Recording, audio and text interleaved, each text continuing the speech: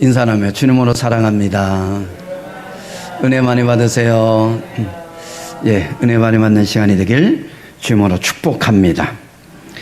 자, 우리는 디모데 전서를 강해 가고 있습니다. 이 디모데 전서는 바울이 디모데에게 교회 일꾼들은 이렇게 세워라 라는 그런 일꾼을 세우는 목회 서신의 하나다라는 것을 우리는 너무나 잘 알고 있습니다. 그래서 정녕 내가 하나님의 일꾼이 되기 위해서는 어떤 마음가짐, 어떤 신앙, 어떤 삶을, 어떤 믿음의 삶을, 어떤 예배의 삶을 살아가야 되는지에 대해서 디모데전서는 후서는 잘 말해 주고 있다라는 거예요. 그래서 특별히 이 디모데 전서의 말씀을 통해서 저와 여러분에게 하나님의 큰 은혜가 임하며 하나님의 사람으로 세워지는 역사가 있길 주님으로 축복합니다. 축복합니다. 자, 예배소 교회에는 율법을 가르친다고 하면서도 정작 복음의 핵심을 잃어버린 사람들이 많이 있었다라고 오늘 본문은 말하고 있습니다. 그들은 복음의 본질보다는 족보와 신화와 끝없는 논쟁에 빠져 있었다라고 4절에 말하고 있어요. 복음의 핵심이 아니라 그들은 변두리 거에 더 관심이 많았다라는 겁니다. 성도들이 믿음을 세우기보다는 혼란스럽게 만들었고, 그래서 바울은 디모데에게 교회에서 거짓 교훈을 가르치는 자들을 경계해라 라고 가르치고 있다라는 겁니다. 뿐만 아니라 참된 신앙의 목표가 무엇인지를 분명하게 성경을 통해서, 서신을 통해서 디모데에게 알려주고 있는 것을 볼 수가 있죠. 특별히 본문의 중심 주제는 하나님이 원하시는 신앙의 목표는 무엇이냐 하는 거예요. 뭔 것 같아요? 복음의 핵심의 목표는 뭐예요? 우리를 구원하시는 것이 가장 큰 목표죠. 근데 왜 우리를 구원하신 것 같아요? 우리를 너무나 사랑하시기 때문에. 그래서 하나님이 원하시는 신앙의 목표는 하나님의 사랑이라는 거예요. 사랑. 자, 그래서 사랑은 입으로만 하는 것이 아닙니다. 입으로만 떠버리고 그냥 말로만 나 당신 사랑합니다. 사랑합니다. 라고 말하는 게 아니에요. 어떤 마음으로 우리는 하나님의 사랑을 우리 마음에 간직할 뿐만 아니라 삶을 통해서 드러낼 것인가 라는 것을 오늘 한 절은, 5절은 우리에게 말씀해 주고 있다라는 것이죠. 자, 신앙의 목표는 사랑인데 첫째는 뭐냐면 청결한 마음에서 흘러나오는 사랑이다라는 거예요. 그냥 우리가 사랑 그러는데 과연 그 사랑이 뭐냐라고 그럴 때 청결한 마음에서 흘러나오는 사랑이다. 그렇게 바울은 말하고 있어요. 5절은 디모데전서에서 전체의 핵심적인 말씀이다라는 겁니다. 이 교훈의 목적은 청결한 마음에서 나는 사랑이건을 하고 5절에 말하고 있어요. 여기서 목적이라는 것은 헬라어로 텔로스라고 말합니다. 이거는 최종 목표, 궁극적인 목적을 의미합니다. 복음의 목표는 단순한 지식을 습득하는 것이 아니에요. 우리에게 어떤 지식을 전달하기 위해서 이 복음이 있는 것이 아니라는 거예요. 우리에게 어떤 세상을 살아가는 그 지혜를 가르치기 위해서 있는 것보다는 너가 하나님이 예수를 믿고 구원받았느냐? 그렇다면 너희가 하나님이 사람으로 어떻게 살아갈 것이냐? 어떤 마음으로 하나님이 사람으로 살아갈 것이냐? 라고 말하고 있다는 거예요. 자, 그게 뭐예요? 그게 바로 하나님의 사랑이라는 거예요. 그래서 우리는 성경을 읽고 공부하고 설교를 듣고 복음을 전하는 이유를 논쟁하기 위해서가 아니에요. 내가 이만큼 많이 알고 있어. 내가 이렇게 잘 알고 있어가 아니라는 겁니다. 그게 아니라 서로 상하며 뭐 하기 위해서? 하나님의 사람으로 살기 위해서 우리에게 하나님은 이 땅에 독생자 예수 그리스도를 보내셨고 또한 우리를 너무나 사랑하시어서 그분이 우리 죄를 대속하기 위해서 십자가에 못 박혀 죽으셨을 뿐만 아니라 사흘 만에 부활하시어서 우리에게 새 생명을 주신 줄 믿습니다. 왜 그렇게 죽고 살으셨어요? 왜 그렇게 죽고 살았어요? 사랑하며 살라고. 말로만 사랑하는 것이 아니라 진짜 네가 주님이 너를 위해서 그렇게 십자가에 죽은 것처럼 그렇게 사랑하며 살라고 우리에게 주님께서 교훈으로 삶을 통해서 보여주셨다라는 것이죠. 자, 바울은 사랑이 흘러나오는 세 가지 근원을 말하는데 그 첫째가 뭐냐? 사랑이 흘러나와요. 근데 그 사랑이라는 것은 어디서 나오는 사랑이 되냐? 청결한 마음에서 나와야 된다라는 거예요. 여러분, 이 산꼭대기에 샘물의 근원이 있잖아요. 근데 이 샘물의 근원이 혼탁해요. 그러면 그 밑에 흐르는 물도 뭐 할까요? 혼탁하겠죠. 더럽겠죠. 그러나 이 샘물의 근원이 깨끗하면 그 하부에 있는 그 물도 정녕 깨끗하다는 것을 우리가 알 수 있다라는 거예요. 그래서 우리가 사랑할 때는 내 마음이 어떤 마음이 되어야 되냐? 청결한 마음이 되어야 된다라는 것이죠. 그래서 이 청결하다는 것은 더러움이 제거된 순수한 상태를 의미한다라고 말해요.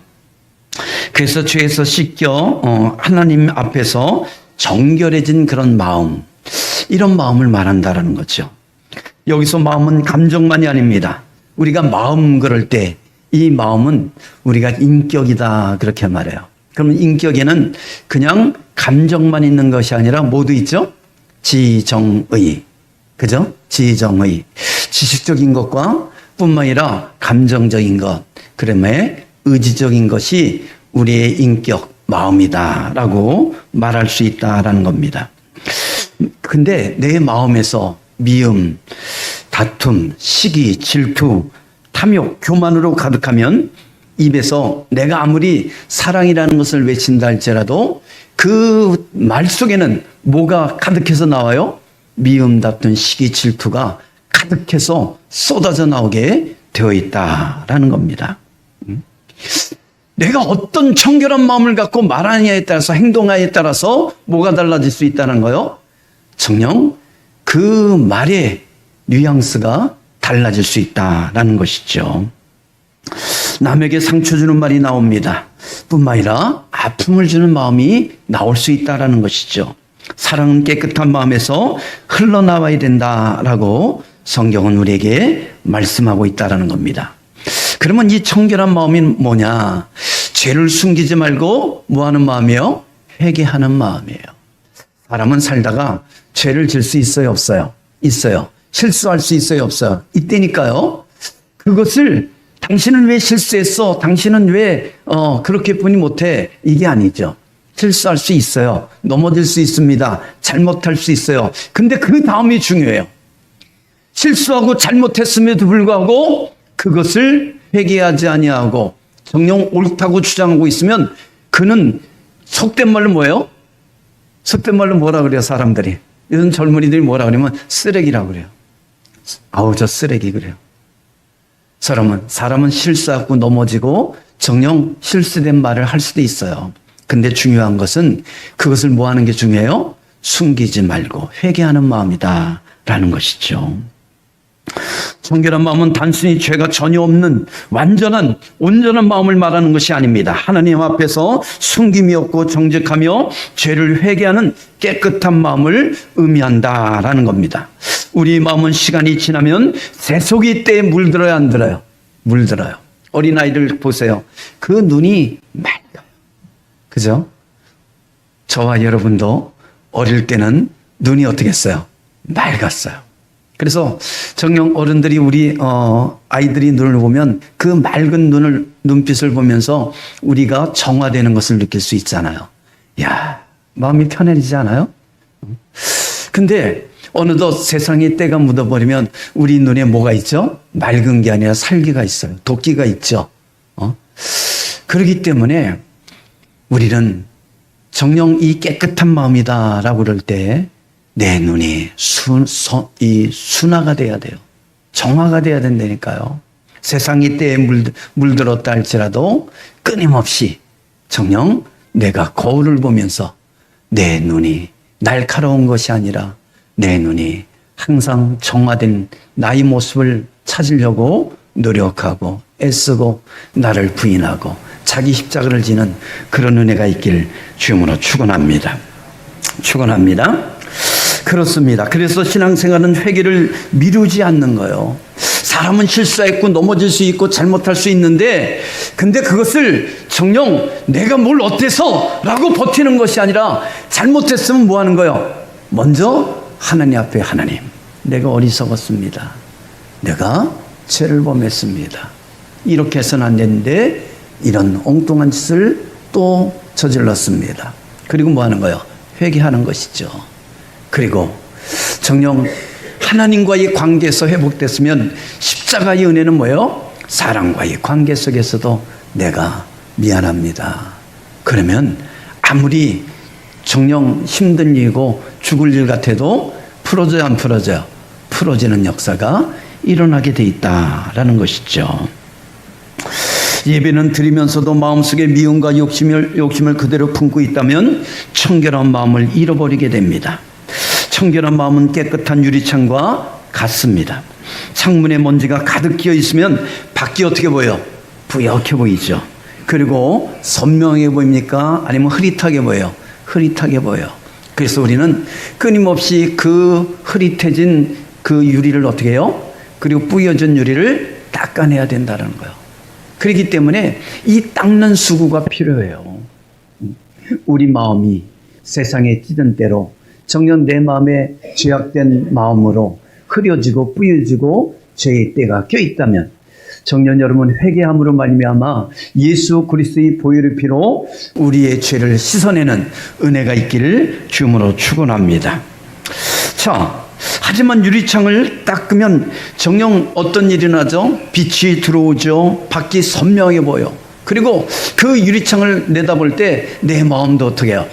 정녕 깨끗해지는 그리고 환해지는 그런 걸 느끼지 않습니까?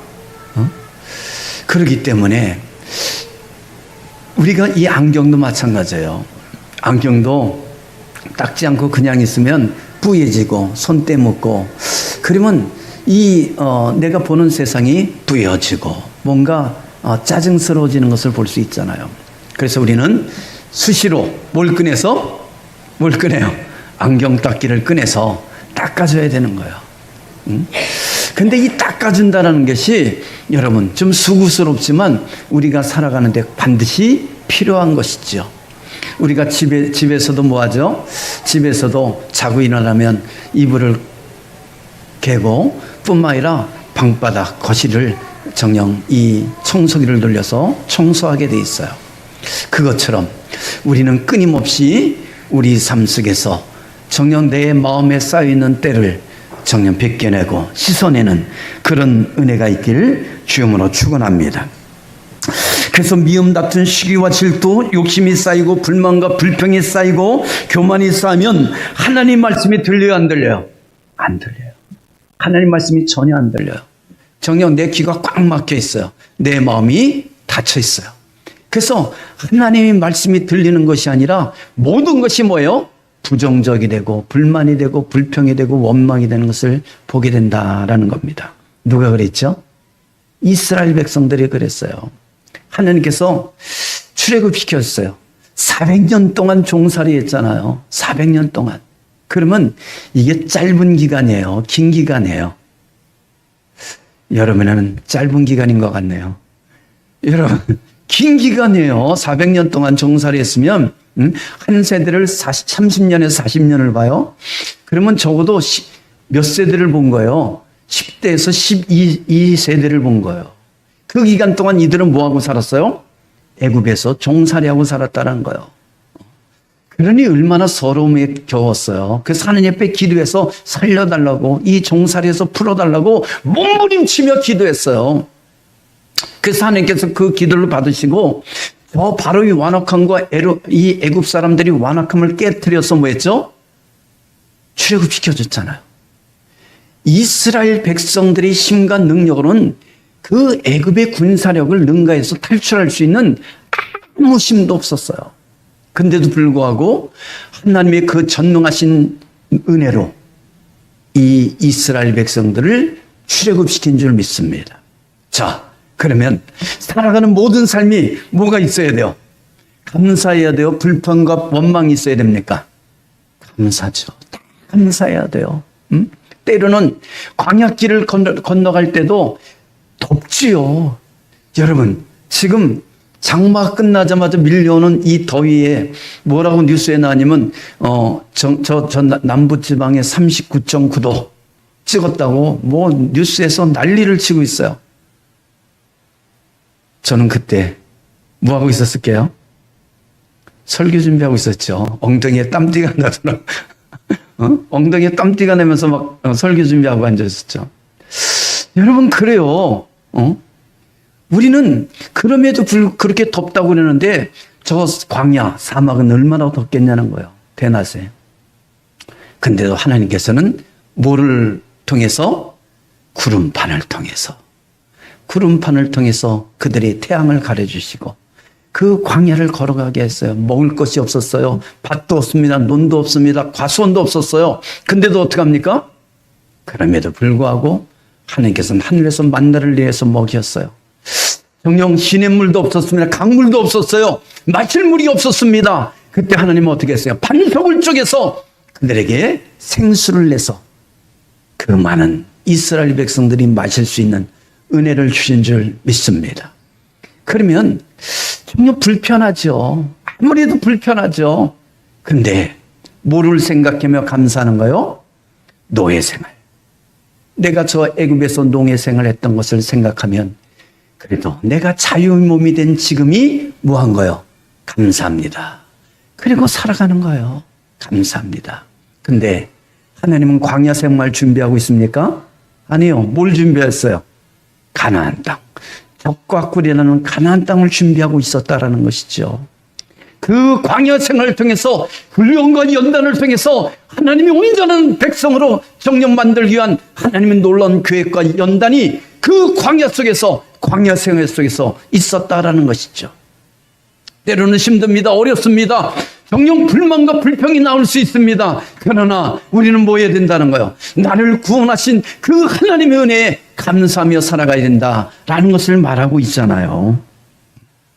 그런데 우리는 어떻습니까? 그게 없어요.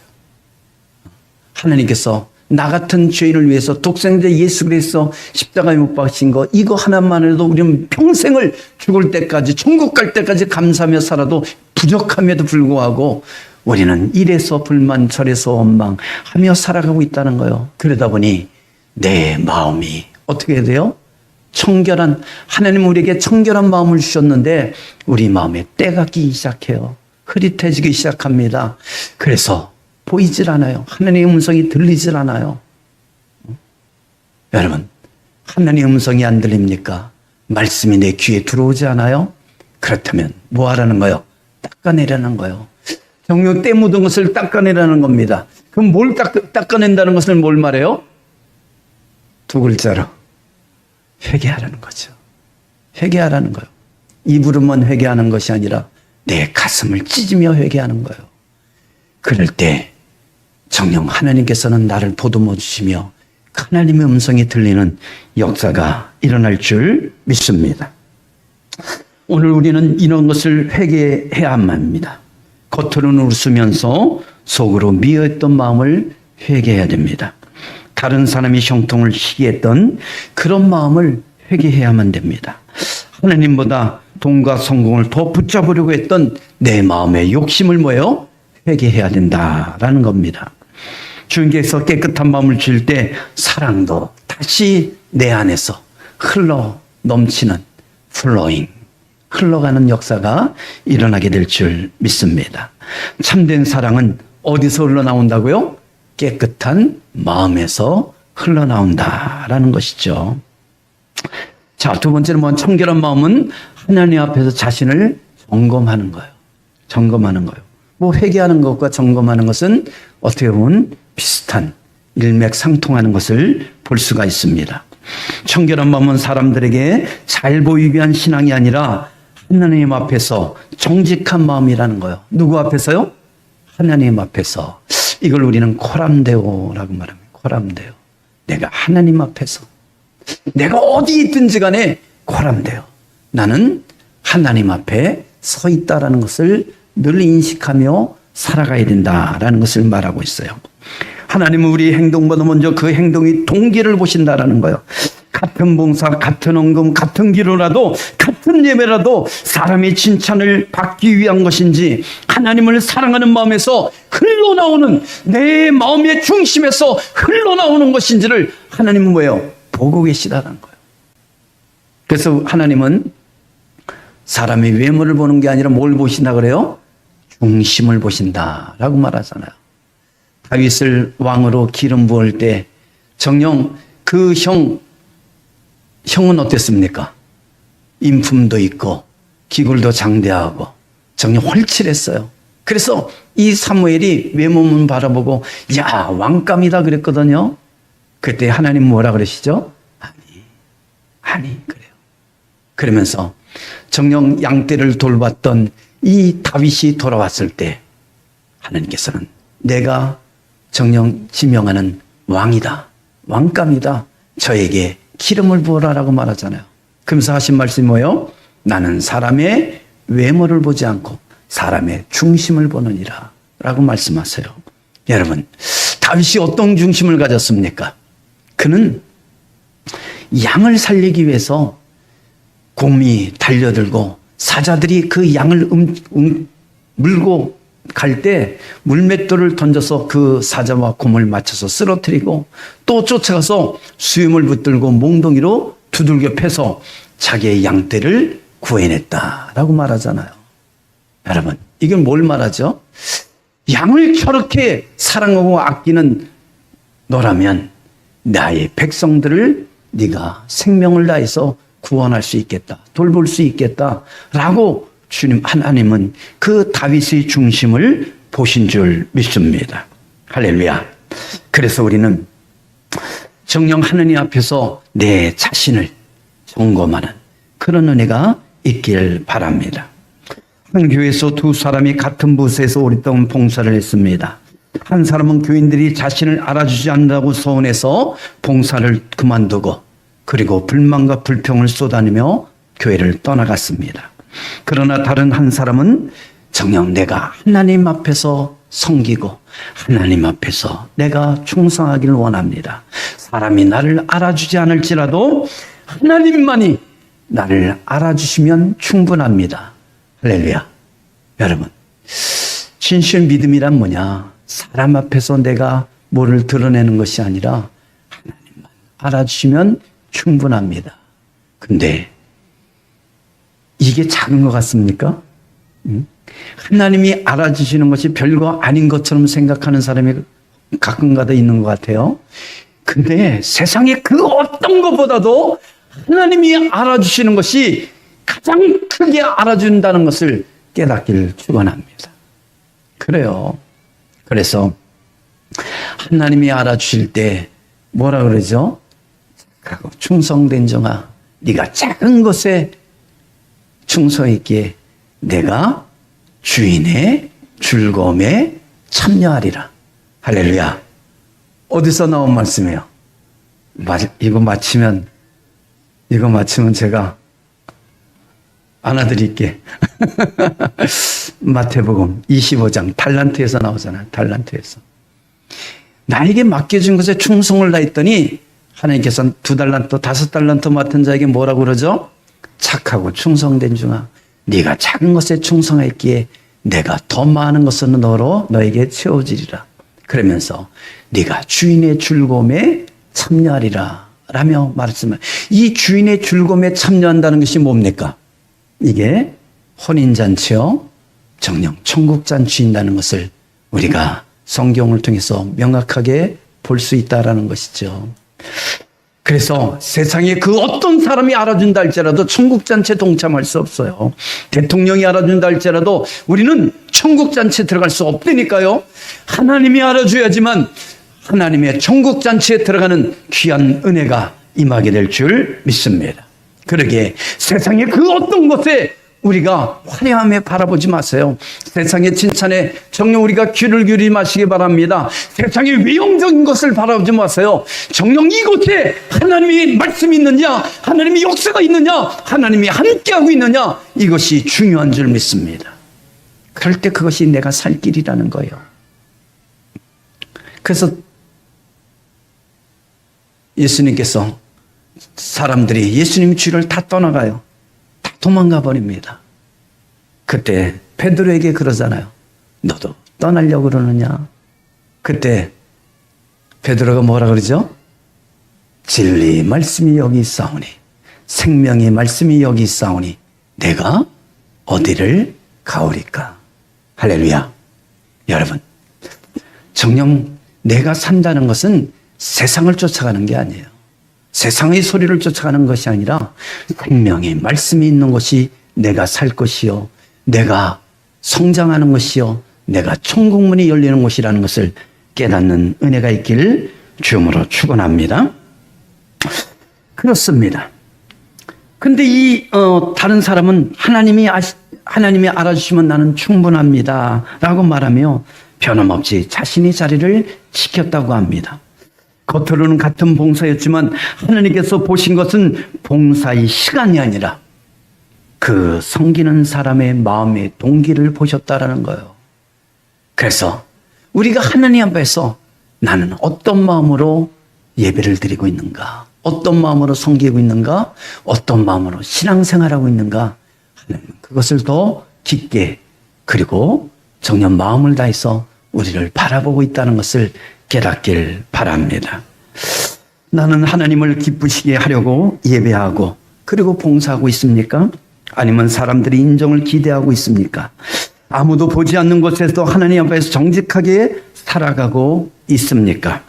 오늘도 사람의 시선보다 하나님의 시선을 더 의식하며 살아가는 우리 성도들 되길 주님으로 축원합니다. 하나님은 우리 겉모습보다 마음을 먼저 보길 원하십니다. 그래서 마태복음 5장 8절에 이렇게 말합니다. 마음이 청결한 자는 복이 있나니 그들이 하나님을 뭐 할 것이요? 볼 것이며. 여러분, 청결한 자가 복이 있는 거예요. 세상에 결탁하고 정녕 욕심에 차서 탐욕과 어떤 권력욕, 부귀, 권세, 영화 이걸 쫓아간다 보면 결론적으로는 마음이 어두워지고 때가 묻기 때문에 성경이 하면 복이 없다고 말하는 거 아니에요? 청결한 자가 복이 있다는 것은 청결치 못한 자는 뭐가 없다는 거예요? 복이 없다라는 것이죠. 그러면 청결한 자가 복이 있나니 저희가 하나님을 볼 것이라고 말해요. 그러면 복이 있는 자가 청결한 자인데 청결한 자는 복이 있다는데 가장 큰 복은 뭐라는 거예요? 너무 어려웠어요. 하나님을 보는 거예요. 가장 큰 복은 세상의 부귀 영화를 누리는 것이 아니라 하나님을 볼 수 있는 거예요. 하나님을 만나는 자가 가장 큰 복이라는 것을 깨닫길 축복합니다. 우리는 정녕 하나님을 이용해서 다른 것을 얻으려고 그래요. 아니에요. 하나님을 내가 붙들면 다른 것은 당연히 뭘로 온다고요? 뭘로 온다고요? 부스러기 축복으로 온다니까요. 내가 핵심을 붙들어야 된다는 거예요. 변두리를 붙들고 있으면 정녕 핵심은 떠나가는 거예요. 그러나 내가 핵심을 붙들고 있으면, 하나님을 붙들고 있으면 나머지는 하나님의 전지전능한 속에서 나에게 찾아오는 부스러기 축복이라는 것을 깨닫길 주임으로 축복합니다. 할렐루야. 자, 신앙의 목적 두 번째는 뭐냐면 선한 양심에서 흘러나온다는 거예요. 우리가 사랑이라는 것은 청결한 마음에서 흘러나오지만 또한 우리가 5절을 보니까 선한 양심에서 흘러나온다라고 말씀하고 있다는 거예요. 여기서 양심이라는 것은 시네이데시스라고 말해요. 시네이데시스. 이게 헬라어의 원어인데 이것은 하나님 앞에서 이것이 옳고 그름을 판단하는 내면의 법정이라는 거예요. 내면의 법정, 내 안에서 법정이 이루어지고 있다는 거예요. 어떤 것을 통해서 이것이 옳은가 그른가를 뭐가 판결을 하고 있어요? 내 양심이 판결하고 있다는 거예요. 오늘 아침도 내가 교회를 갈 것인가 말 것인가 내 양심하고 있어요. 싸워. 그때 내 양심이 판결해요. 야, 피곤하니까 자자. 그럼 뭐 한 거예요? 그릇된 것을 판결한 거예요. 판정한 거예요. 그러나 주일은 주님이 날이니까 내가 주님 앞에 가서 예배드리자. 그래서 뭐 한 거예요? 선한 양심이 이긴 것이라는 거예요. 할렐루야. 선한 양심은 죄가 전혀 없는 사람이 아닙니다. 죄를 깨달았으면 즉시 하나님 앞에 돌이키는 양심입니다. 양심을 계속 무시하면 점점 무뎌지고 결국 죄로 느끼지 못하게 된다라는 거예요. 우리가 처음에 어떤 나쁜 짓을 하려고 할 때 우리 양심이 어떻게 돼요? 내 마음이 두방망이치를 치지 않아요? 아, 여기는 나쁜 마음을 품은 적이 없구나. 나만 그랬나 봐. 나는 어떤 나쁜 것을 하려고, 어렸을 때 하려고 그럴 때 가슴이 두방망이 치고 막 두려움이 막 몰려오고 하나님이 이렇게 보고 있는 것 같아. 이놈하고. 그래서 그 양심의 그 두려움 때문에 뭐예요? 그것을 못할 때가 있다는 거예요. 근데요, 모든 사람이 그래요. 강심장이 원래 없는 거예요. 근데 왜 쓸데없는 정녕 쓰잘데없는 그런 것에 강심장이 되느냐? 그 이유는 내가 한 번 하니까 그냥 막 그렇게 떨림 속에서 했어요. 근데 별일 안 일어나. 별일 아니네. 두 번째 했어. 그때도 막 두근두근 거리고 떨려. 근데 두 번째 했는데도 괜찮더라는 얘기예요. 그러면 세 번째, 네 번째, 다섯 번째. 그럼 뭐가 되는 거예요? 무뎌져. 그러면 죄에 대해서 무뎌지는 그런 모습이 된다라는 거예요. 여러분, 선한 양심이라는 것은 내가 옳은 일을 할 때 내 안에서 성령께서 기쁨을 주시고 내가 잘못할 때 내 안에서 뭐가 일어나는 거예요? 불편함이 일어나는 거예요. 내 마음이 두방맹이 치라는 거예요. 이건 아닌데 잘못됐는데 내가 먼저 안 되니까요. 누가 주시는 거예요? 하나님의 선한 양심이 내 안에 그런 양심을 주었기 때문에 그것이 내 안에서 법정이 되어서 판결을 이루고 있다라는 겁니다. 그렇기 때문에 신앙은 양심을 무디게 만든 것이 아니라 더 민감하게 만들어야 됩니다. 성령께서 역사하시면 작은 죄도 내 안에서 아파야 할 줄 알아야 돼요. 내가 이거 잘못했구나. 내가 이거 잘못해가 또 쓸데없는 짓 했구나. 내가 해서는 안 될 짓을 또 했구나. 내가 이것을 함으로 말해 또 나에게 다른 사람에게 상처를 줬구나. 아픔을 줬구나. 그러면서 뭐 해야 돼요? 멈춰야 되거든요. 근데도 또 해. 이것은 뭐예요? 양심의 화인을 맞았다라고 말해요. 그래서 예수님 뭐라고 말합니까? 바리새인과 사두개인 서기관들을 통해서 화 있을진저. 서기관과 바리새인들이요. 뭘 얘기하는 거예요? 너희들이 양심을 잃어버렸다는 거예요. 하나님의 음성을 들으려고 하지 않는다라는 겁니다. 하나님의 음성을 듣는 은혜가 있기를 주님으로 축원합니다. 어느 교인이 마트에서 물건을 사고 나왔는데 계산원이 10,000원을 더 거슬려 줬어요. 그런 적 있습니까? 그런 적 있었잖아요. 우리는 덜 받았네? 그럼 어떻게 해요?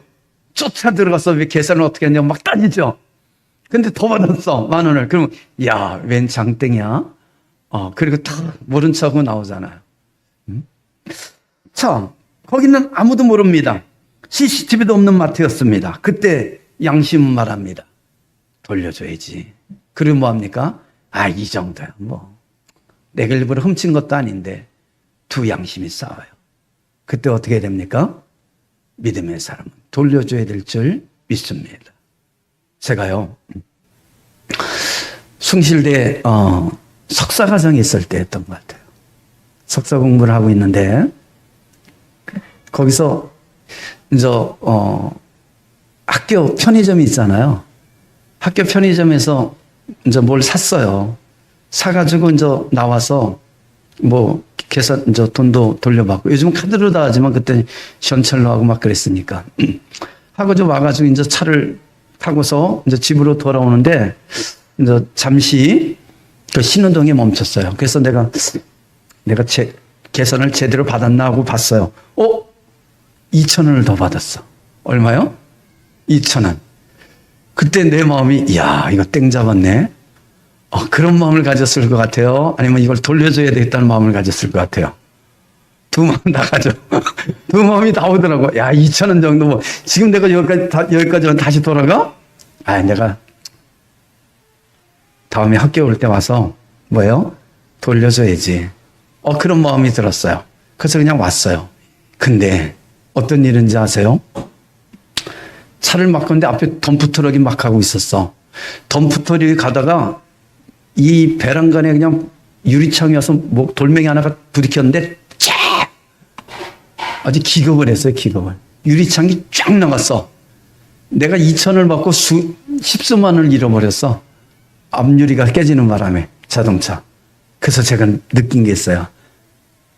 그래서 오늘 본문을 통해서 뭘 느껴요? 선한 양심을 갖자.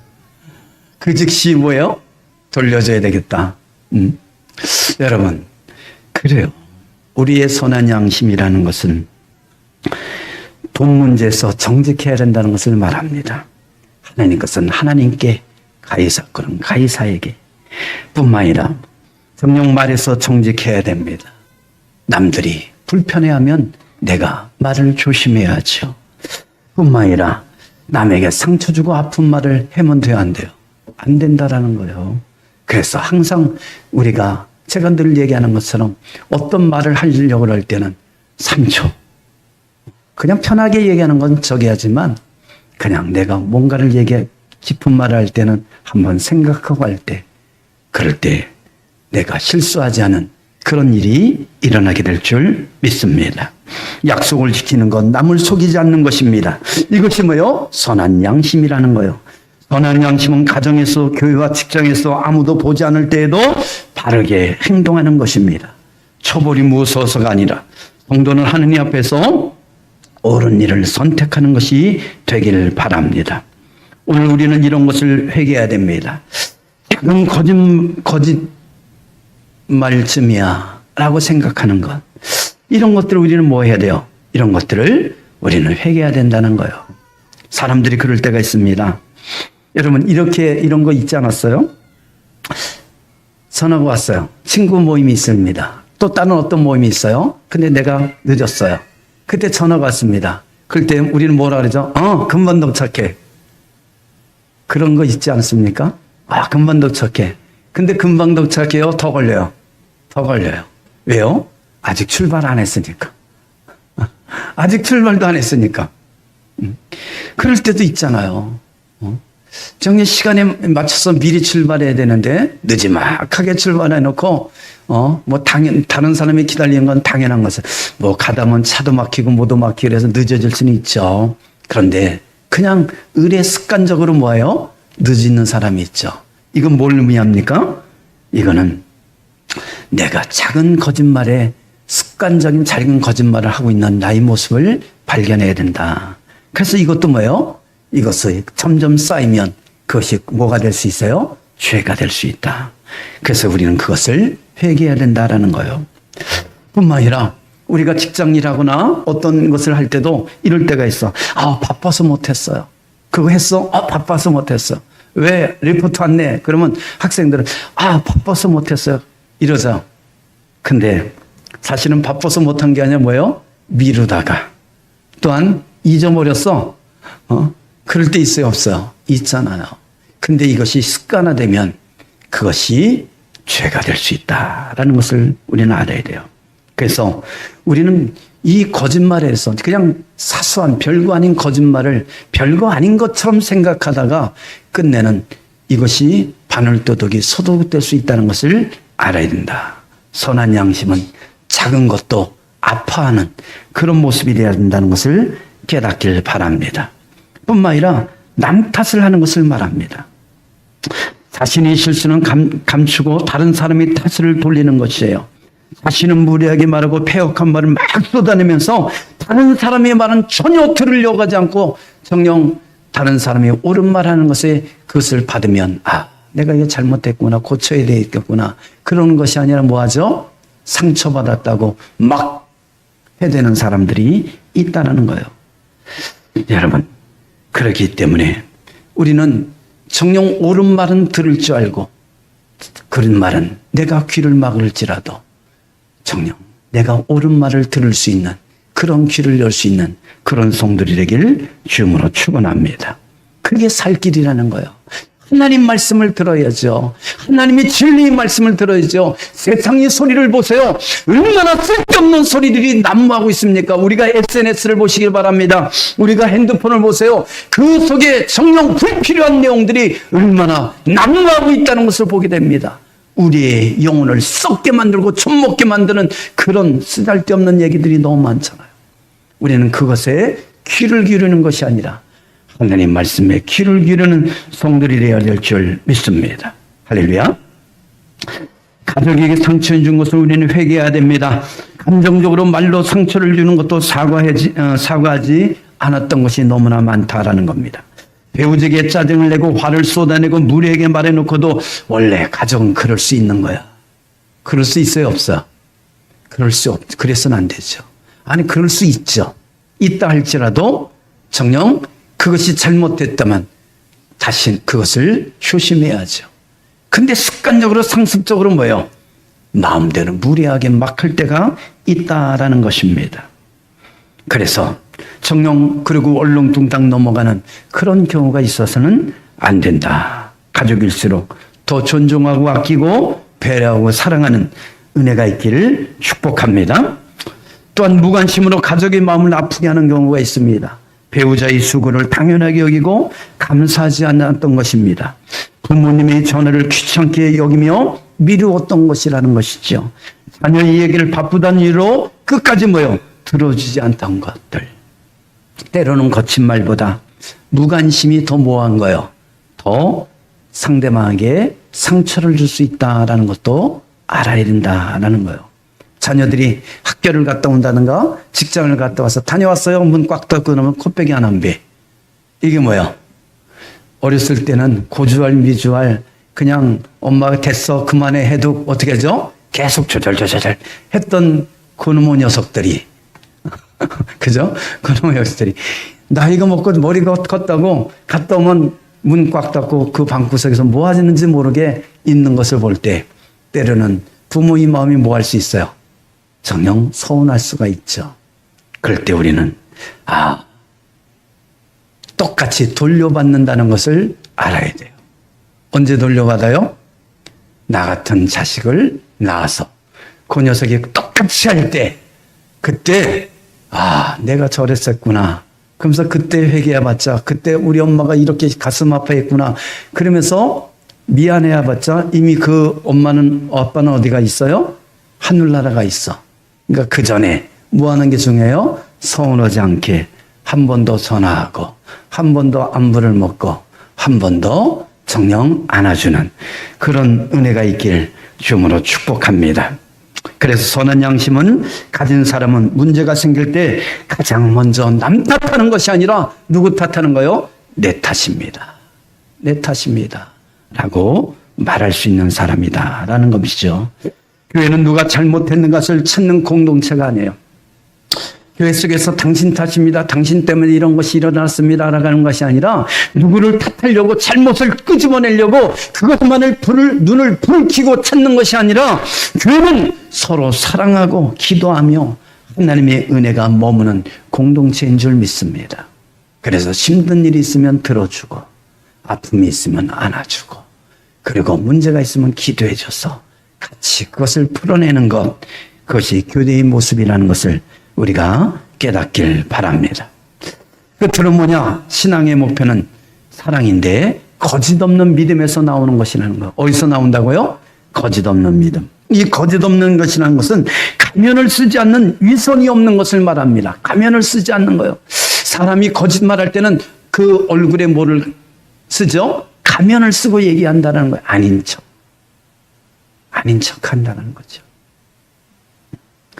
믿음은 교회 안에서 드러나는 것이 아닙니다. 가정에서도 직장에서도 아무도 보지 않을 때도 동일해야만 된다라는 겁니다. 하나님의 믿음이 그보다 진실을 보십니다. 진실한 믿음은 말보다 삶을 통해서 증명돼야 된다라는 것이죠. 예배당에서는 거룩한데 집에서는 전혀 다른 모습이라면 그 믿음은 거짓된 믿음일 수 있다라는 것이죠. 어느 집사가 교회에서 누구보다 예배도 기도도 전도도 그리고 봉사도 열심히 했습니다. 그런데 가족들이 말합니다. 교회에서는 집사인데 집에서는 잡사입니다. 무슨 말인지 이해가 안 되나 봐. 이해되죠? 교회에서는 집사야. 거룩해. 은혜가 있어. 근데 집에 가서는 잡사야. 이런 뭐예요? 이게 거짓된 가면 쓴 모습이라는 거예요. 하나님은 교회에서 이 모습만 보지 않으십니다. 가정에서도 직장에서 이 모습도 동일해야 될 줄 믿습니다. 거짓 없는 믿음은 교회에서나 집에서나 직장에서나 한결같은 그런 모습, 그런 마음, 그런 믿음이 되어야 된다라는 거예요. 그래서 진짜 믿음은 예배당 밖에서도 어떻게 돼요? 계속 되어야 된다라는 것입니다. 그래서 정녕 우리 광민의 성도들은 항상 신앙의 목표는 뭐라고요? 사랑이라는 거예요. 그래서 그 사랑은 그냥 우리가 입으로만 사랑합니다 라고 해서 사랑이 아니라 청결한 마음에서 흘러나오는 사랑이어야 되고 선한 양심에서 흘러나오는 사랑이어야 되며 거짓 없는 믿음에서 흘러나오는 사랑이 되어야 될 줄 믿습니다. 그래서 오늘 한국교회의 가장 큰 위기는 세상의 핍박 때문에 그런 위기가 있는 것이 아니에요. 교회 오는데 아무 문제가 없습니다. 누구도 핍박하지 않습니다. 그러나 왜 위기입니까? 복음의 본질을 잃어버렸기 때문에 그렇습니다. 말씀은 많은데 순종이 적고 지식은 많은데 사랑이 적고 종교 생활은 많은데 회개가 적습니다. 주님은 오늘도 우리에게 묻습니다. 너는 나를 사랑하느냐? 정녕 여러분 하나님을 사랑하십니까? 그렇다면 여러분의 마음속에 하나님의 사랑이 흘러넘쳐서 플로잉 주위 사람에게 내 가족에게 그 사랑을 나눠주는 은혜가 있길 주님으로 축원합니다. 축원합니다. 기도합니다.